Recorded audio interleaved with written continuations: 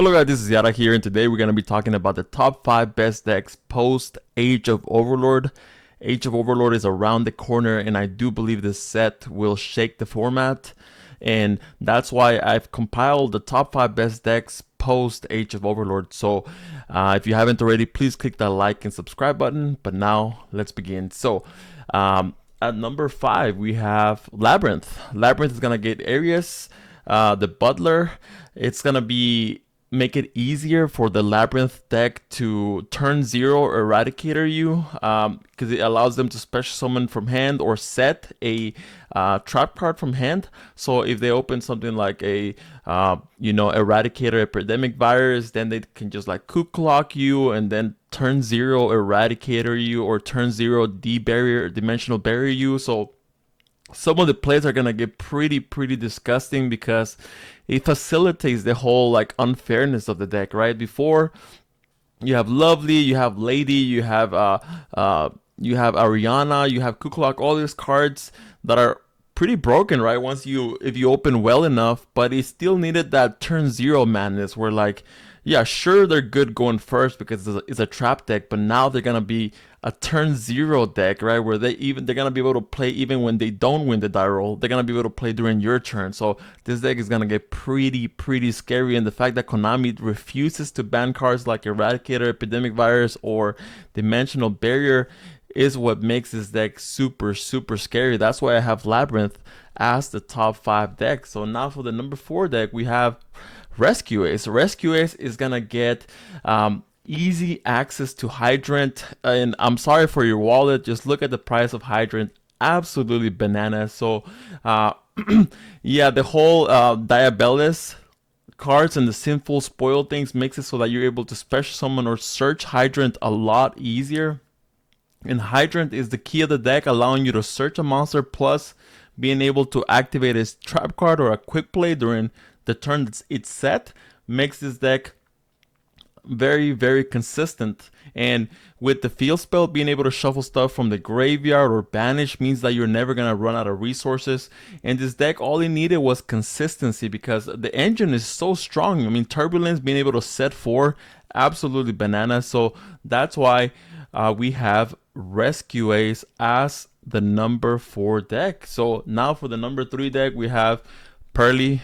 As long as Nor and Zeus are legal, this deck will continue to be insane, right? If you don't have an answer to Nor, then there's nothing you can do about it, right? This deck has morphed the way people build decks. Now you have to take into account a unaffected Nor, so you have to have ways to out it, either on your main deck or side deck.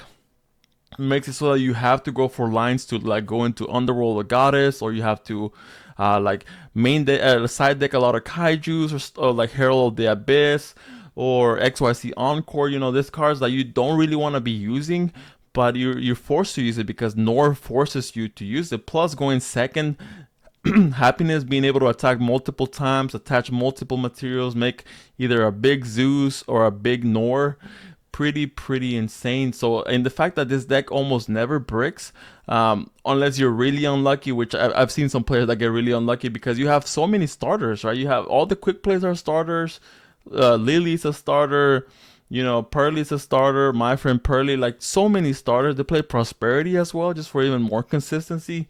Yeah, this deck is pretty banana. So that's why we have Pearly as the number 3 deck. For now for the number 2 deck, we have none other than Unchained, right? Unchained is a force to be reckoned with, right? They have a good Labyrinth matchup because even if their stuff gets destroyed, they float a lot. They're able to end up on the Caesar, which can negate multiple special summons. And their engine just keeps on floating. Yama is such an insane card that the deck so desperately needed. So I think Unchained, if they haven't been hit, they're going to continue to do well. This is the most represented deck in Top Cut and YCS's regionals and everything like that. So it's the reason, because it's pretty consistent. They're able to use Prosperity, Banish 6, look for those board breakers. They can utilize the triple tactic thrust or triple tactic talents pretty well in their deck.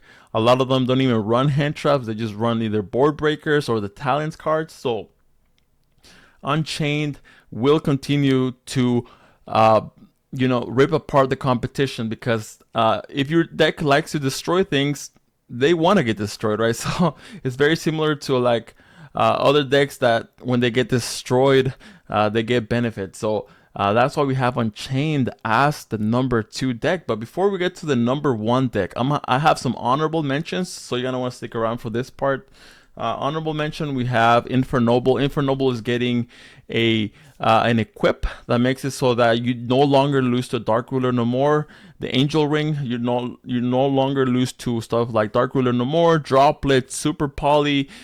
Before, if you Dolphin looked at your opponent's hand and they have Super Poly in their hand, you can no longer end on like Gearfried, Charles, the Charles link, because then your board just gets super polyed. So you have to end on like a different board so that you don't get super polyed. But now you can still end on that board that you want, because Angel Ring protects you from getting super polyed, which is kind of insane. So Infernoble, the only weakness that it had was that it would lose to stuff like I said, like Super Poly, Dark Ruler no more, Droplet, because you had like no in-engine way to combat those things. You had to play stuff like the Battling Boxer trap card, or Solemn Judgment and stuff like that, which is not really optimal. But now you're able to search Angel Ring so super easily in this deck. So yeah, Infernoble is one scary deck. So then I also have the Branded Fusion.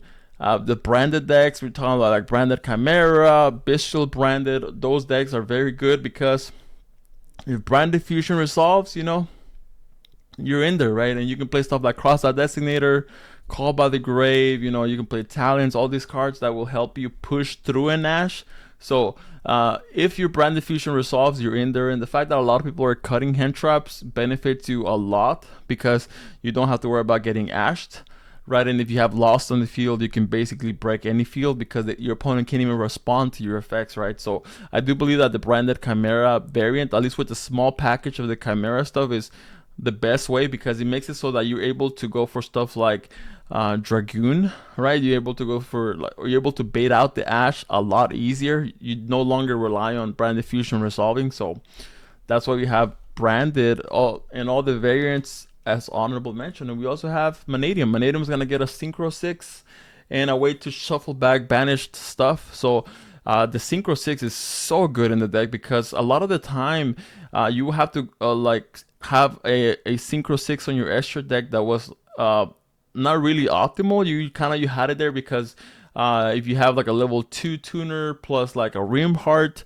then you will go into that, but didn't really plus you that much. But now they're gonna be able to like Synchro Climb, which is kind of insane. Instead of Link Climb, is Synchro Climb up to like a Baron with a Synchro 6. So this deck just got a lot more consistent, being able to make Baron a lot easier. This deck can already put an unstoppable board, but now it's just going to be a lot more consistent to put up that end board. So that's why we have Manadium as the last honorable mention. And if you haven't already guessed it, for the number 1 deck, we have Tearlament.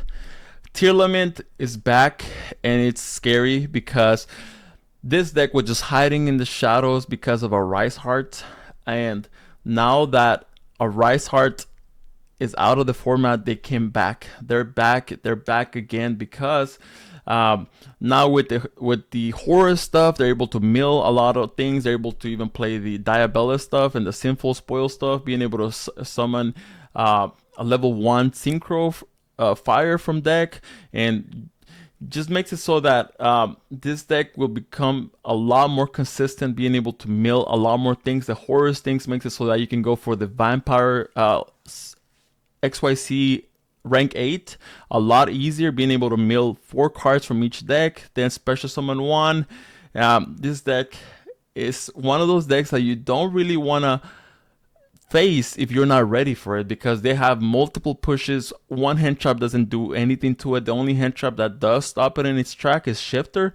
But if you don't have a deck that can run Shifter, then good luck. I mean, this deck was the most represented deck in Top Cut at the YCS in Germany, And that's when people didn't even know that much about this deck. Like I've seen a lot of Yugi tubers that were like, I didn't expect tier to be that good. That's why I didn't take tier to the YCS. But now that they see that how good this deck is now, oh, the representation in Top Cut is just gonna go through the roof. Like people are already building tier with the hero stuff, with the horror stuff, with the sinful spoil stuff. Like people are just experimenting so many things because Tearlament, that one scary deck that tormented pretty much for months on end, got a multiple cards hit in the ban list, is back. Is back. So hope you guys are gonna have a good time facing tier because it's tier format once again, people. So either you have a good matchup versus tier, like if you're running a shifter deck, or you don't. That's gonna be the way the next couple of months are gonna go. So yeah, if you haven't already clicked that like and subscribe button, don't forget to do that. But I'll catch you on the next video. Take care.